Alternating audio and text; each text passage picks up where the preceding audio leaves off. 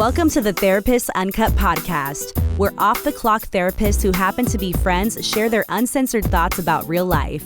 Join us weekly in spreading positivity and making mental health relatable through casual conversation, inspirational stories, and real talk with friends who happen to be therapists.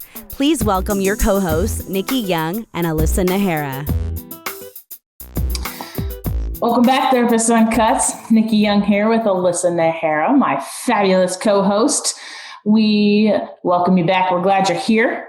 Today, we are bringing you a straightforward talk about self-awareness. Maybe not strict, but straightforward talk, real talk about self-awareness, because we realize that we talk constantly about being self-aware, and perhaps it was time to devote an entire episode to this topic. Literally every episode we talk about self-awareness. Like if we wanted a college drinking game, we could probably replay these episodes and take a shot every time we talked about self-awareness and everybody just be wasted. Not that I'm encouraging that, but I'm just saying it'd be a great drinking game. So thank you for joining us. Somebody's going back and doing that now. Somebody is. Oh, but if you do, can you take pictures? Maybe send us a video, tag us. I want to see it. It sounds kind of fun. Welcome back, guys. Good morning, good afternoon, good evening, whenever you guys are listening to this. Maybe you're in your car, maybe you're at work. We are so happy that you have joined us today. And if you are a new listener, welcome. Go back and listen to our last 40, 50 episodes, wherever we are at this point. But I feel like we're pretty fantastic. So, come join us. I'm just kidding. I'm a little full of myself sometimes. But this is a great topic, right? Here's why we're talking about self-awareness, because we're a little obsessed with this topic. We talk about it, how it's like the first step of anything you're going to do. You want to work on yourself. You want to live your best life. You want to work on your relationship. You want to better your communication. We are constantly talking about practice self-awareness. And then Nikki came up with this great, I wish I could remember, I'm going to write it down and then we're going to trademark it. You said something about self-awareness, action, follow through. It was so much more eloquent. So if anybody remembers what that was in a previous episode, I don't. It's basically how to live life. Because I remember thinking, dang, and that is how we solve world problems. Like there's 3 steps. There you go. All right. Nikki. I'm going to go find that and I'm going to try that. Somebody find it. Yes. All right. So when we talk about self-awareness, what does that look like? What does that mean? Being aware of oneself. Just kidding. No, really, I associate it a lot with slowing down and taking a pause, because I think that we can get very caught up in whatever it is, like you said, right? Whether it's relational issues, whether it's just life stuff, whether it's occupational things, interpersonal things. It's so easy to just live life and just keep going. So I really associate self-awareness with taking a pause and really looking inwards at oneself and being aware of your thought processes, your mannerisms, your decision-making, your choices, your patterns, your body language, your tone of voice, all of it, just bringing it to the awareness. It can sound a little exhausting as we're listing this out, because you were listing and then my mind kind of wandered. I think I'm a little ADD. And I was like, your sense of humor. And I just had this other list going on in my head. But self-awareness is everything, right? I find it very ironic that out of the 2 of us, you just identified yourself as having a squirrel moment, because I'm pretty sure that usually you're the one bringing me back. You know what I typically attributed to anxiety that I say came on after I had children. Before children, I was going with the wind, where if the wind took me to North Carolina, that's where I would be. I would just go with the flow. And then I had children and I'm like, oh my God, there's so many bad things that can happen. And what if this happens? And I don't know, maybe it's a mom thing. Maybe we'll have to talk to, I remember Natalie talked a whole lot about mom guilt, right? Maybe I need to go to Natalie and talk about some of my mom stuff. But anyways, yes, I squirreled a little bit. I'm going to come back. Self-awareness. It's like when somebody holds up a mirror to you. So as Nikki was talking, and she was talking about your thought processes and your patterns and how you perceive things and how you express things, I would love if you guys could take a few seconds right now to rate your own self-awareness. I always say this for therapists, we love scales, but I feel like they're pretty effective, so we're going to use it again. Scale 0 to 10. 0 mean I have no self-awareness at all. 10 is I got this. I meditate. I'm mindful. I do everything in my power to be self-aware. What would you rate yourself? And then I want you to find somebody that you trust. So whether it's a parent, a colleague, a friend, a sibling, and ask them to rate your level of self-awareness and see if it is similar or drastically different. And here's why. Apparently, research says that most of us think we're pretty self-aware. Like 90% of, it was this massive research study, I wish I could quote it, but I don't remember who did it. 90% of the participants identified as being self-aware, but then the research actually showed only about 15 to 20% were truly self-aware. So a lot of us are just like feeding ourselves complete bullshit. As I joke. Somebody get Nikki some water. Where's our assistant? Sorry. Oh, wait, we don't have an assistant. Oh, man. We need to get one of those. Sorry.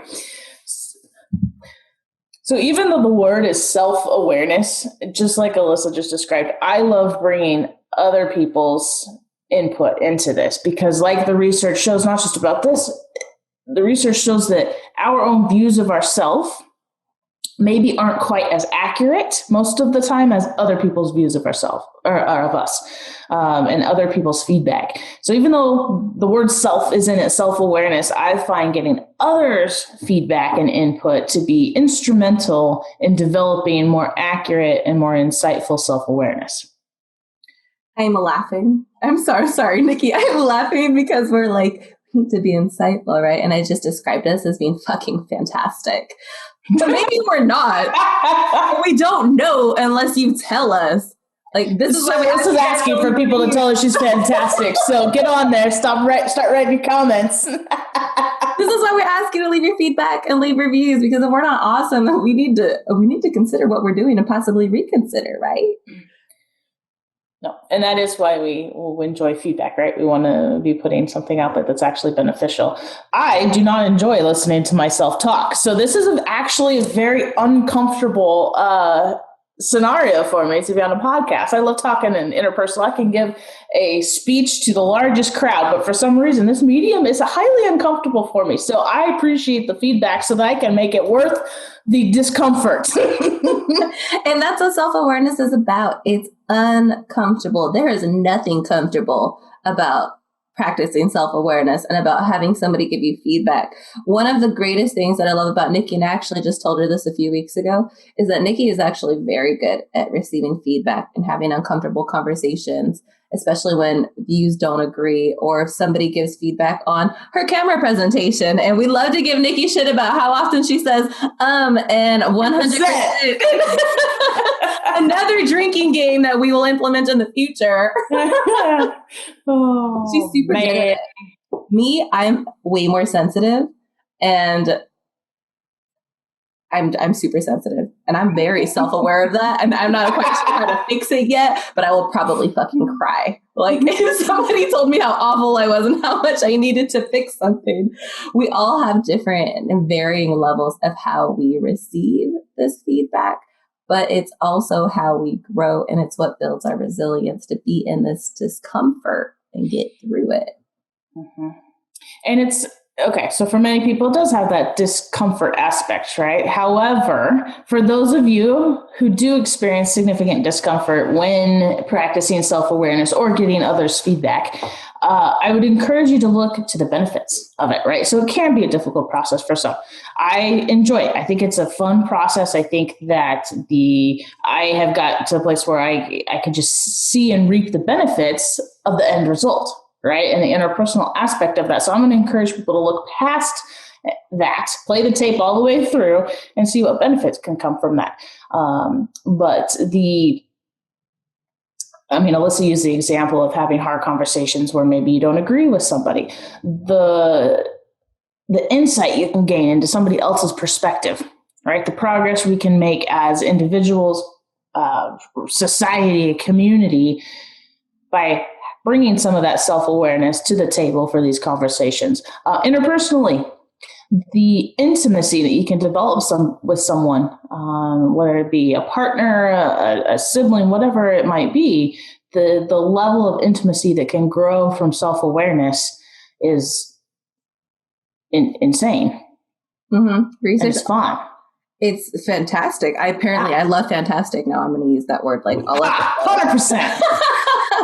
But self-awareness, it can be so uncomfortable, but it is such an opportunity for all of us to learn and grow. For example, research also shows that the higher levels of self-awareness that you have, the more likely you are to do well in your career choices, the higher likely you are to promote. Why? Because how many of you have that colleague who's like pissed every time they apply for that supervisor position and they're like, I don't know why they don't give it to me. They gave it to that schmuck over there that's only been here for 2 years, but I've been here for 10. And you're like, well, you are not a people person, first of all. Like, that is not a position for you, but they have no idea. Don't be that guy. Don't be that guy. Or if you are, please just acknowledge it and do what you can to better yourself. But I always say this, imagine the world that we live in if all of us practice self-awareness. Imagine the conversations, communication, the understanding, the empathy that we would have for each other. It'd be phenomenal. And since it is easier to talk about other people, we just think for a second. Alyssa had you pause earlier and think about yourself. I want you to pause for a second and think in your own life, in your own circle, about that person that is completely lacks any self-awareness. And think about the feelings that person creates in you, or I'm not going to say that give them the responsibility, but the feelings that come up when you interact with that person, when you have to communicate with that person. Likely not the most positive sentiments. So what is the anecdote not anecdote, that would be a story, the antidote to that self-awareness? How do we do that, Alyssa? I like to encourage people to practice mindfulness, and mindfulness is something I think that could be used as like a pop culture fad word too. Some people are over it, but it can be very formal, but also can be very informal. That pause that Nikki talked about earlier and slowing down, it's a pretty informal way of practicing mindfulness so you can improve your response and reduce your reactivity. So when I say mindfulness, if you hop on any search engine and you put that in, you're going to have this overwhelming plethora of ways you can do that. But even if it's as much as pausing and slowing down, when you go into a meeting, just take 30 seconds, 60 seconds to breathe and gather yourself and really try to block out all these other thoughts that are flooding your head. So that way, when you walk in, you're fully aware of where you are and how you want to proceed. So we reduce a lot of this reactivity. You were talking, Nikki, about some examples of self-awareness. And since we're here, I'm wondering if you, and then I will go, but if you can think of a time that somebody really put a mirror up in front of your face and you were like, oh, shit, maybe I need to do something different. And now to this day, it's still stuck with you. Oh, hell yes. And as you say that, something, immediately pops into my mind. And like I mentioned, I'm big on bringing others into the self-awareness too. People I trust, right? Somebody close to me. And it depends on the environment, right? If it's a work setting, I'm going to go to my manager or colleagues that I trust and say, hey, give me feedback on this. I want to grow. I want to learn. What are you seeing? If it's within my marriage, I'm going to go to my wife. If it's just somebody close to me. If it's a podcast, we're going to go to our producers and our executive. Yeah. And they're going to say, Nikki, stop saying 100% and fantastic. And stop crossing your arms. And your coffee cup looks tiny in your hand. Get a bigger coffee cup. It really does look so tiny, guys. Exactly. 100%. So I think, this was probably, I'm trying to think, I'm terrible with time frames. This was a while back. Many, many years ago. I'm terrible at time frames. This was many, many years ago. It was in my process of figuring out who I am in terms of identity, right? And I was with one of my very most closest friends in the whole universe. And we were sitting at a coffee shop. And I remember kind of talking with her about some of what was going through my head. And she's fantastic at communicating. And she said, do you want to hear what do you want to hear it? And I said, yes, I want to hear it. And she pointed a light at me that completely illuminated so much of how I function that still to this day, it's something that I check in with myself very regularly. And she said, you are one of the most rule-governed people that I've ever known. The way you view life, the way you view yourself, the way you view relationships, the way you view everything is very rule governed. And then the choices you then make have to fit within these rules. And the conversation continued from there. But that was the overall message that I received loud and clear. And in that moment, it was like the light bulb went on.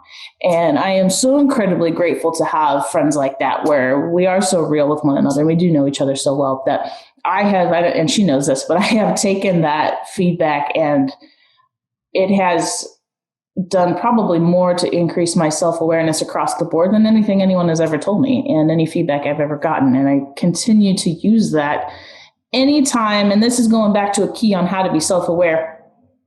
I always encourage people to pay more attention to being mindful of self-awareness when there's maybe increases in anything, whether it's increases in emotional arousal, reactivity, life stuff, decisions, changes. Oftentimes those are very, very, very good opportunities to learn something about yourself. And this may not have been a specific tool that we're sharing with you to help you, but what Nikki described is surrounding yourself by people or a small group of people. It's not always going to be this large group of people. Small group of people or one person whom you trust. And if you notice, this one person who Nikki trusted asked permission to share instead of just hopping on and offering all this advice and you need to do this and you need to do that. Yeah. Those are the kinds of relationships that are going to foster the self-awareness and growth in you as well. So just be mindful of the people whom you are around. And if there's anybody that you trust that can help you have a conversation like Nikki had, we encourage you to do that. Get yourself a good people. For sure. I like to tell people, especially when I work with teens, that most of the people in your life right now, they're going to be gone 10 years from now. There's literally going to be a handful of people whom you trust, and that is all you need in life. So if you have that, you are lucky. Preach. All right, away from the sentimental stuff. Let's see, where was my moment? My moment was 2 years of grad school. That shit was hard. I am a social worker. I went to grad school to be a social worker. It was the MSW program, so Master of Social Work. And it was 2 years that taught me more. I did my bachelor's for 5 years. I learned more in 2 years of grad school than my entire time at the university that I was at, because of all of the reflection that they make you consider and they have you question. And there are three major things actually that taught me about just how sheltered I lived, how closed-minded I was, the biases that I have. We all have them, guys. You can be human and be kind, but don't act like you don't have biases. We all have them. You just have to learn how to manage them. You need to increase your self-awareness if you think that you do not have biases. That's for damn sure. So what grad school taught me was, the first one is we did this activity that I wish I could remember the details of because I'd love to do it again. But we basically split the room in half. And if I have anybody in my cohort listening to this, you guys might remember this activity. Split the room in half versus listeners on one side and talkers on the other side. And when everybody self-identified as either a listener or a talker, we looked at the room and we were like, oh yeah, this is about right. Yeah, okay, we're good. Guess what side I was on? It was my listening side. And then we did all of these questions. And by the end of the activity, the challenge was, if you are on the right side and you are a talker, I want you to stop, and the rest of this activity you are going to be a listener. So keep your mouth shut and just listen. And as a talker, we're like physically trying not to say things because that's just our natural inclination, is to fill the silence and to say something and make a comment. And then the listener's challenge was you are now going to switch roles and you are no longer a listener. You're going to be a talker and you're going to lead the conversation. Everybody was sure as hell real uncomfortable. But it was one of the most eye-opening things that I have ever experienced, to realize how much, when I talk, how much I talk about myself, which is probably why I'm on a freaking podcast, how self-absorbed I was in my early 20s. And there's probably a lot of colleagues and friends who can attest to that. I did not recognize that until all of these reflection activities. And it was like, it didn't, I don't know if it hurt, but it hit really hard. Like, God, you're an asshole sometimes. You really need to get your shit together. And ever since then, I have made a very active effort when I walk into social situations to be conscious of how much I am talking, to be conscious of not interrupting, which is also a very key thing. If you have ADD, you just have the inclination to interrupt because you're so excited about what you want to say. But it taught me so much. And then the other piece was I had a friend who, a colleague that I had just met in grad school. We were great. We clicked. We got along really well. And here I am thinking I'm very inclusive, right? And she made a lot of statements, and I made some very insensitive statement like, damn, what dude messed you over? Like, why do you hate men so much? And it was silence. And I said this in a group setting. And it was silence. And I was like, oh, what did I just hit on? That probably wasn't the right thing to say. And then later I got a text that said, hey, I'm actually gay. I don't tell anyone that. I don't hate men. I'm gay. And we just had this full-on conversation of, that was really fucking insensitive of me. And it wasn't even something that I recognized that I did until that came to my attention. And I didn't recognize the assumptions that I made about people until somebody brought that to my attention. In my head, I guess I assumed everybody was straight for a real long time unless you told me otherwise, but it's really not a good assumption to make. Just being aware of these biases. And like I said, I came from a very, very sheltered small town community. So I learned a lot in college. That is my, what do you call this? Not my memoir. When I talk for a long time, my what starts with an M? Your monologue? Yeah, that was my monologue today, guys. I would just like to say that this is very, man, we're getting a little raw here today, but I have literally never experienced you like that. So clearly, this is a prime shining example of what self-awareness can do, because I find you to be one of the best listeners and one of the most aware of your surroundings and your effect on others. And so this is very intriguing. So proud. I'm still rule governed. I still am. I tried to be very aware of it. However, it's still there. But you have to become aware of it. Somebody's got to tell you, right? You got to be in that position where it's faced. You're literally head on with it, and you get to choose. I'm going to decide to not acknowledge what you said because I'm not comfortable with it, or I just don't want to deal with it. Or I'm going to choose to take in what you told me and decide what I'm going to choose to do with it. So I really want you guys as listeners to think about truly how self-aware you really are. And if there's more growth for you, and chances are there is, there's always more growth, right? Yep. Because there's two ways to avoid self-awareness. One is the unconscious, just not at all aware. And the second is what you just referenced, and that there are many ways to very stubbornly resist it. Mm-hmm. Mm-hmm. And if we can get past both of those or make strides to work through both of those deterrents to self-awareness, then we can make some real strides. Damn, did we just end on a deep note?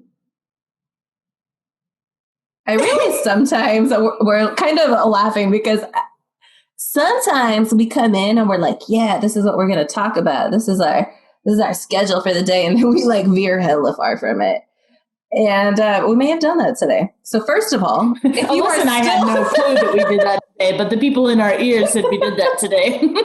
And by doing that, we used up the bulk of our time for you guys today. Remember first of all, remember that tip about how we can use others to increase self-awareness? I think Alyssa and I thought we were doing real well today. And then I don't even know that we saw the other feedback, but when we got the other feedback, it increased our self-awareness that maybe we did not hit on all of the topics that we were supposed to hit on today. Apparently today was about us. My bad, y'all. But first of all, if you are still listening, I just want to say thank you for hanging in there.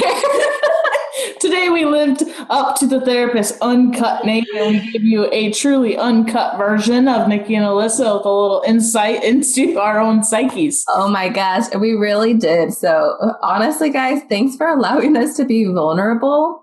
To all of you listening on this very public platform, we appreciate you. And I think what we're going to do is we are going to wrap up this episode for you guys. And we're actually going to make this a 2-part episode.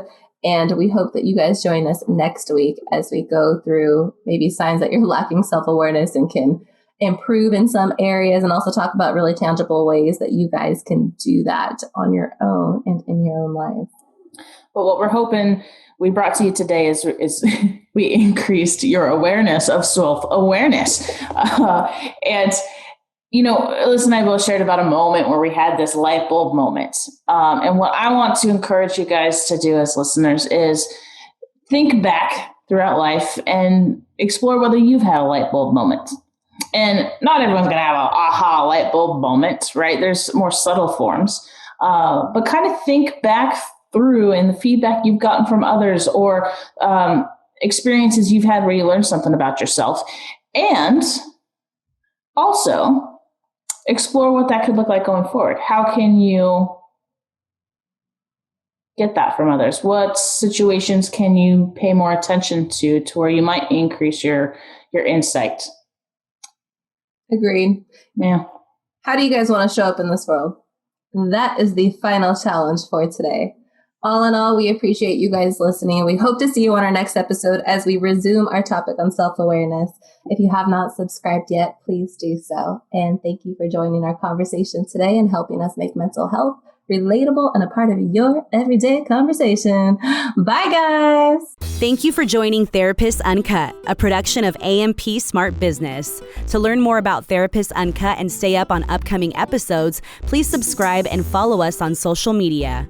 As a reminder, although the Therapists Uncut co-hosts are licensed therapists, they are not your therapists. This podcast is not intended to substitute professional mental health counseling. If you need professional therapy, please contact your local provider or primary care provider. Thanks for listening, and we'll see you on the next episode of Therapists Uncut.